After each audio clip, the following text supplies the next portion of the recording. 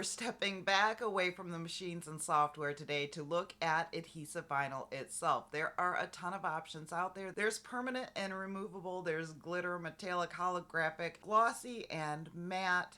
We're going to look at all of the choices so that you can decide what to use for your projects. We're going to look at how to get the best cuts on each one and tips and tricks for application so that you're not ruining the vinyl that you just spent a ton of money on. Once you're done watching this video, you're going to want to go over and download the free printable that I put together. The link will be in the description, and for the first time ever, I have released my personal cut settings, so you might want to grab that as well.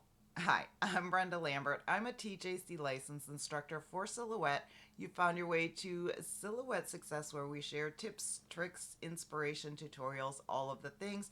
I do hope you're going to join our little community. There's a lot of information in this video, so let's get started.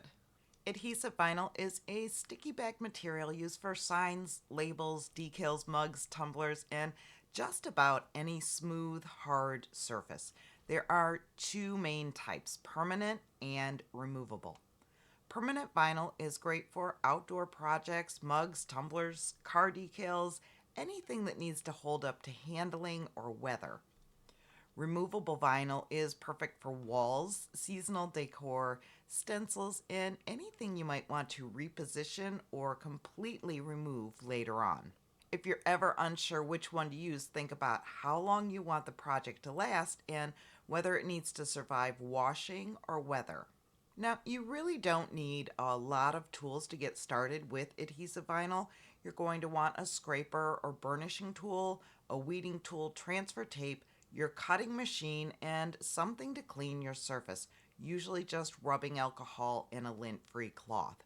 That's it. Keep your tools simple, and it's going to make the whole process less overwhelming. Let's move on to surface prep. Surface prep is one of the most important steps, and it's one that beginners skip the most.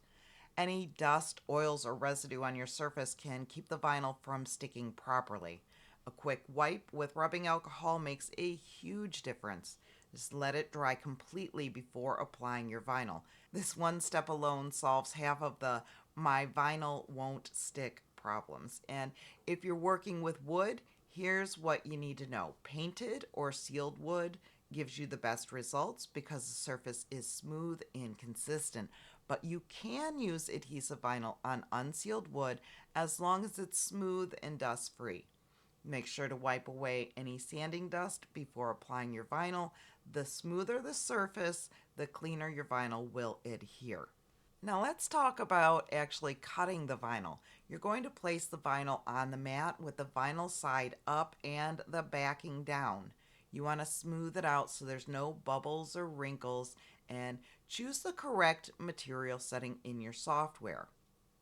Remember, every machine is a little different and every brand of vinyl behaves differently, so don't be afraid to adjust your settings if needed, but always, always do a test cut. A tiny triangle and square can save so much frustration and wasted material.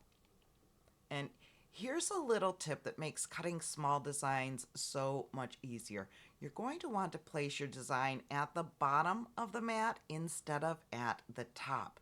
When your machine is done cutting, the roller bar is sitting right over the top area, which makes it hard to check your cut.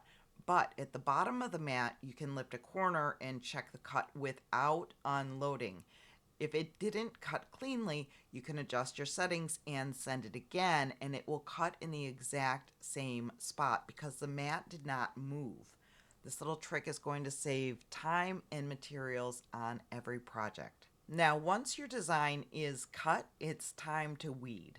You want to start from a corner and pull slowly, keeping steady tension as you go. For larger designs, you can trim away excess vinyl as you weed, and cutting off the scraps is going to keep the vinyl from sticking back onto your design. It makes the whole process easier to manage. If there's a piece that wants to lift, use your weeding tool to hold it down while you pull the surrounding vinyl away.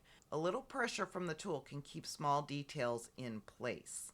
For very intricate designs, reverse weeding can help, and that's where you apply transfer tape first, then weed with the tape holding everything together. This gives you more control over tiny shapes in thin lines. Last but not least, good lighting makes a big difference. Even a simple desk lamp can help you see the cut lines more clearly. Take your time, especially with detailed designs. Weeding gets faster with practice, and every project builds your confidence. Let's look at transfer tape next. Transfer tape is what helps you move your design from the backing to your project surface. There are different tack levels. You've got low, medium, and strong. Low is mostly for cardstock or paper, and most adhesive vinyls work best with medium tack. You will need a stronger tack for glitter and textured vinyl. If you're not sure which one to use, you can do a quick corner test. You want to burnish the tape onto a corner of your vinyl and peel it back. If it lifts the vinyl, it's strong enough, but if it doesn't, you're going to want to switch to a stronger tack. This simple test saves so much time and prevents a lot of frustration. Now let's apply the vinyl. You'll need to burnish the transfer tape onto your design and then peel the backing away slowly. Some designs you can just eyeball and slap it down, but if you want more control over placement, you can use a piece of parchment paper between the vinyl and your surface. The vinyl will not stick to the parchment, so you can slide the design around and get it perfectly aligned before you commit. Once it's in the right spot, you can secure just a corner of it, remove the parchment paper, and the rest of the decal will lay smoothly into place. For smooth, non-porous surfaces like glass, ceramic, or metal, you can also use the wet method. A light mist of application fluid or water with just a drop of dish soap lets you float the vinyl into position before it sticks. Burnish from the center outward to push out the liquid, and then let it dry before removing the transfer tape. Even with perfect technique, you're going to get a few bubbles here and there. Press out as many as you can and let the vinyl settle for a day. A lot of tiny bubbles will disappear on their own as the adhesive cures. If any stubborn bubbles remain, use the tip of your weeding tool to poke a tiny hole right at the edge of the bubble, then press the air out through that hole. It's quick, clean, and the hole becomes invisible once the vinyl relaxes.